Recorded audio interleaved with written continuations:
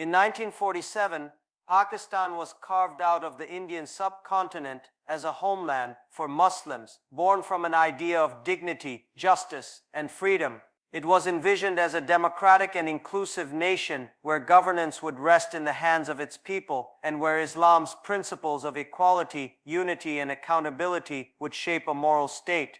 But more than 7 decades later, that vision lies buried beneath the weight of broken institutions, failed leadership, and a state captured by forces it was meant to control. Today, Pakistan is not rising. It is unraveling, economically bankrupt, politically paralyzed, diplomatically isolated, and socially fragmented.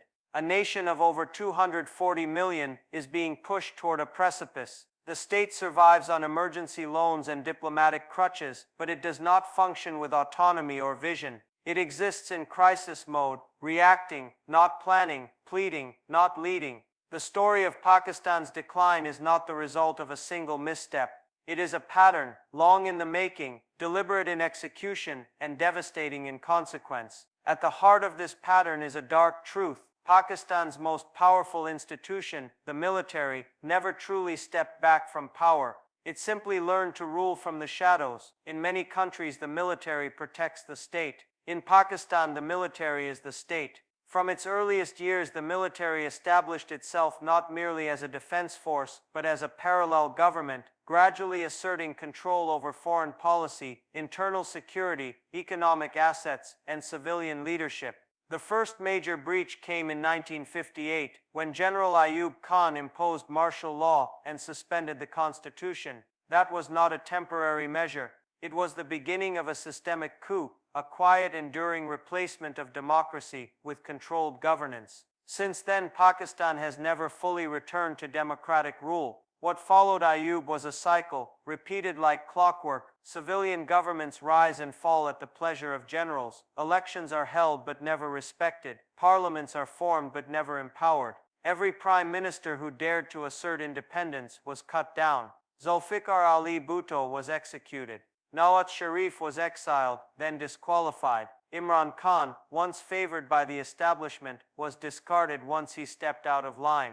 Even the judiciary played along, legitimizing dictators under the doctrine of necessity and providing legal cover to military takeovers. But this is not merely about politics. The Pakistani military evolved into something far more complex, an empire within a state. Through organizations like the Fauji Foundation, Baria Foundation, Army Welfare Trust, and numerous front companies, the military now controls vast sectors of the economy, real estate, banking, agriculture, cement, aviation, and more. It owns tens of thousands of acres of prime urban and agricultural land. Generals retire not to pensions, but to boardrooms, chairmanships, and industrial portfolios. The army builds housing colonies while the poor live in slums. It runs universities while public schools collapse. It launches commercial enterprises while the state struggles to pay salaries. This fusion of economic power with military authority has created a shadow state, one that exists outside of democratic oversight, outside of civilian control, and outside of public accountability. It has paralyzed policymaking, distorted priorities, and crowded out genuine economic competition.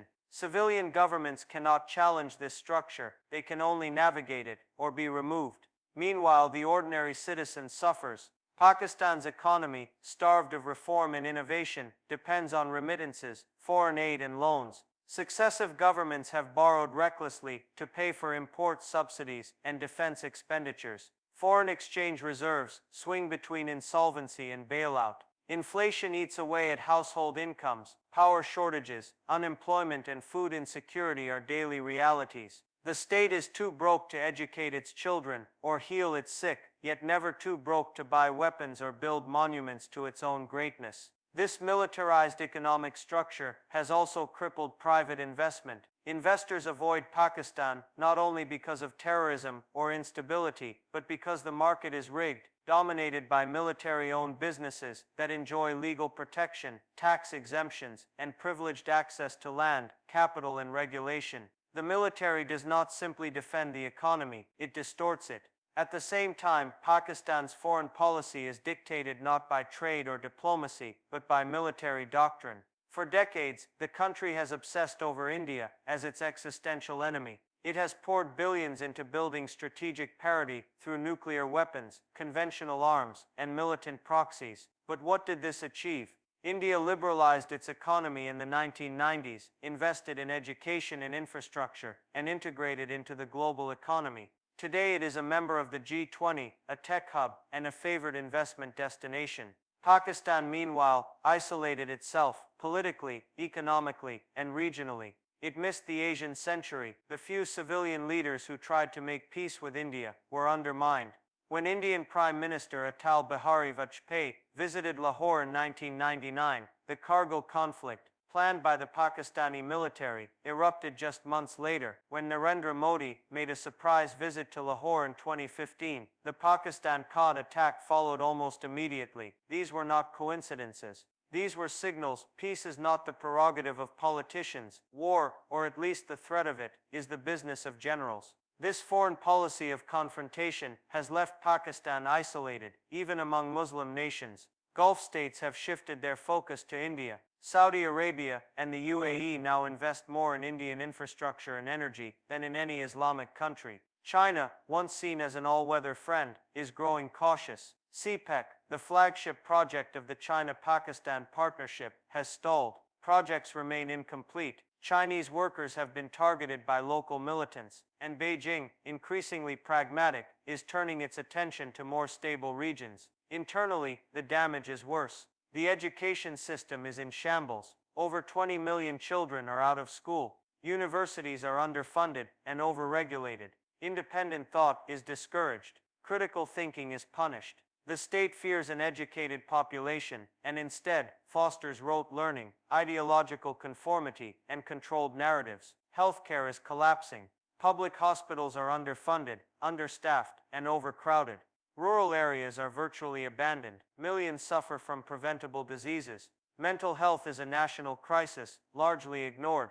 Meanwhile, elites fly to Dubai or London for checkups. Infrastructure is decaying. Roads, power grids, and water systems are broken or obsolete. Corruption, inefficiency, and political interference stall every attempt at reform. Billions spent through foreign loans are siphoned off, misused, or wasted. Yet amid all this, the state remains obsessed with control. Ethnic tensions rise as provinces demand autonomy, and the center responds with force. Balochistan remains marginalized and militarized. Sindh demands resources and respect. Former tribal areas reel from years of conflict and neglect. Instead of empowering local governments, the center centralizes more power. This fuels resentment, alienation, and at times, rebellion. Civil society is under siege. NGOs are harassed. Human rights defenders are silenced. Student unions are banned. Protesters are arrested or disappeared. The media is shackled. Critical journalists are abducted or exiled. News channels are shut down. The internet is censored. The military and intelligence services monitor speech, manipulate narratives, and crush dissent, all in the name of national interest. The judiciary is no better. Instead of protecting rights, it often defends power. Judges have been seen taking dictation. Courts hand out politically convenient verdicts. Laws are bent to punish opponents, not uphold justice. Selective accountability has become the norm, a tool to keep politicians in check and critics in fear. All this has bred a culture of fear, silence, and submission. The masses are taught to be patriotic, not by serving their country, but by obeying authority. Meanwhile, those in power send their children abroad, stash their wealth in offshore accounts, and build palatial homes behind walls and armed guards. And yet, despite everything, the people of Pakistan endure. They protest, they work, they dream. They believe that change is possible. They do not want handouts. They want dignity. They do not want war. They want jobs. They do not want slogans. They want solutions. The time has come to ask a fundamental question. What kind of country does Pakistan want to be? If it continues down this path of military dominance, economic decay, institutional collapse, and regional isolation, then the outcome is clear. Not an explosion, but a slow erosion, a hollowing out of state and society, until only the shell remains.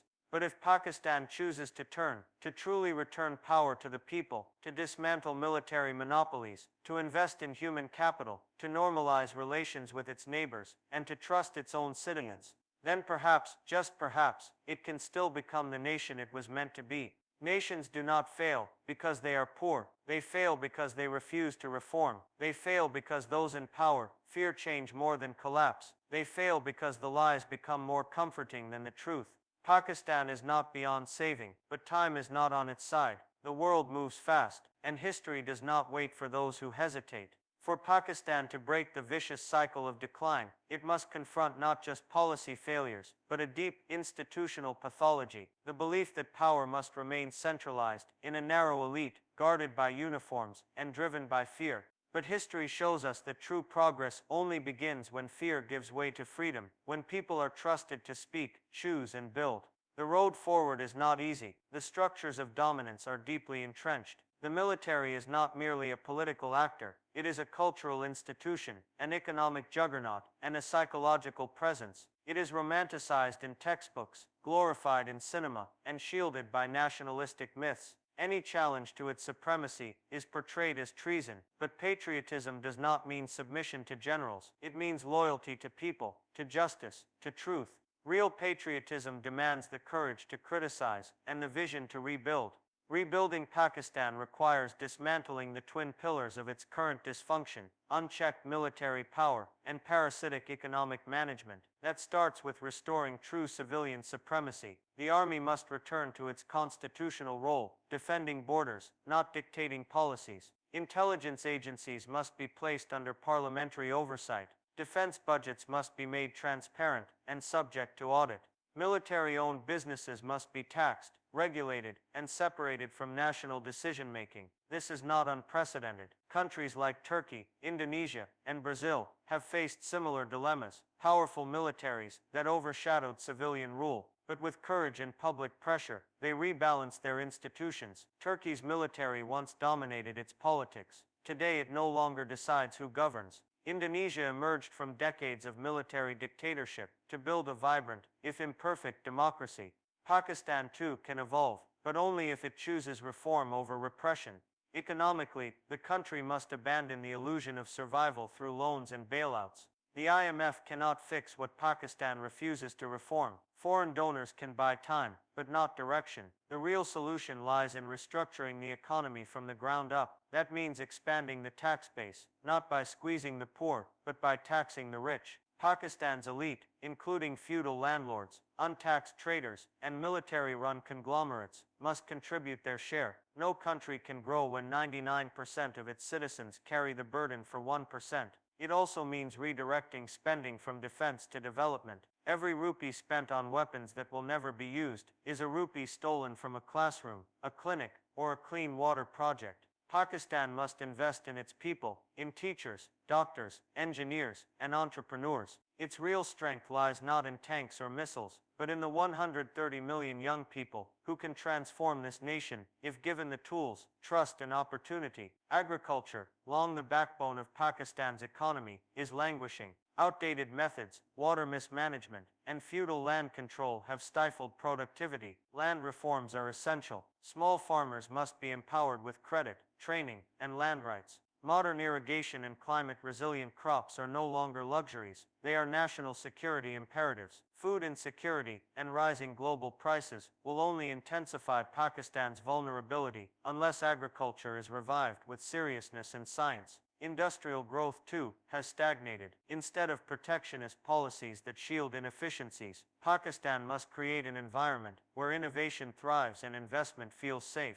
Corruption must be fought not with slogans, but with structural reforms, digitized governance, independent accountability bodies, and judicial independence. The private sector must be unshackled from political interference and military monopolies. And then there is education, the single greatest tool for long-term transformation. Pakistan must stop fearing an educated population. It must fund schools, empower teachers, and depoliticize curricula. Critical thinking must replace rote memorization. Religious education must be balanced with scientific inquiry, civic education, and global awareness. No society has ever risen without investing in the minds of its youth. The madrasa must not replace the laboratory. Women, too, must be brought into the economic and political mainstream. Pakistan ranks among the lowest in the world in gender equality. Millions of girls are out of school. Women face violence, discrimination, and exclusion, yet they are the untapped engine of national development. Empowering women through education, health,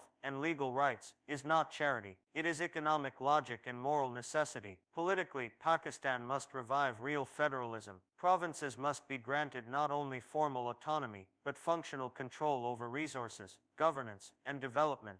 Ethnic grievances will not disappear through slogans or security operations. They require dialogue, decentralization, and dignity. Balochistan, Sindh, Khyber Pakhtunkhwa, and Gilgit-Baltistan must feel that they are equal partners in the federation, not occupied territories. The media must be freed. Journalists must be allowed to report without fear. State narratives must be questioned. Truth must be allowed to breathe. For too long, Pakistan has feared information, mistaking criticism for conspiracy. But nations grow when their people are informed, not indoctrinated. When the press is silenced, corruption flourishes, and incompetence hides behind the curtain of nationalism. Civil society, long the conscience of the nation, must be revived. Student unions must return. NGOs must be supported. Citizens must be empowered to organize, protest, and participate. The days of enforced apathy must end. Democracy is not just about voting every 5 years. It is about daily engagement, accountability, and collective voice. And most critically, Pakistan must normalize its relations with its neighbors, especially India. The cost of permanent hostility has been catastrophic. It has drained resources, sabotaged trade, and stunted regional growth. While India's GDP surpasses $3.7 trillion, Pakistan struggles to keep its economy afloat. Trade between the two nuclear neighbors is negligible, less than it was decades ago. This is economic suicide. Peace does not mean surrender. It means maturity. It means priority. It means prioritizing prosperity over pride. It means recognizing that Pakistan's greatest threat is not across its eastern border, but within poverty, inequality, illiteracy, and authoritarianism. When Pakistanis can trade with India, access its markets, benefit from its technology, and collaborate regionally, only then will the subcontinent fulfill its potential. The military must allow this recalibration. It must stop dictating foreign policy and allow elected leaders to pursue diplomacy and cooperation.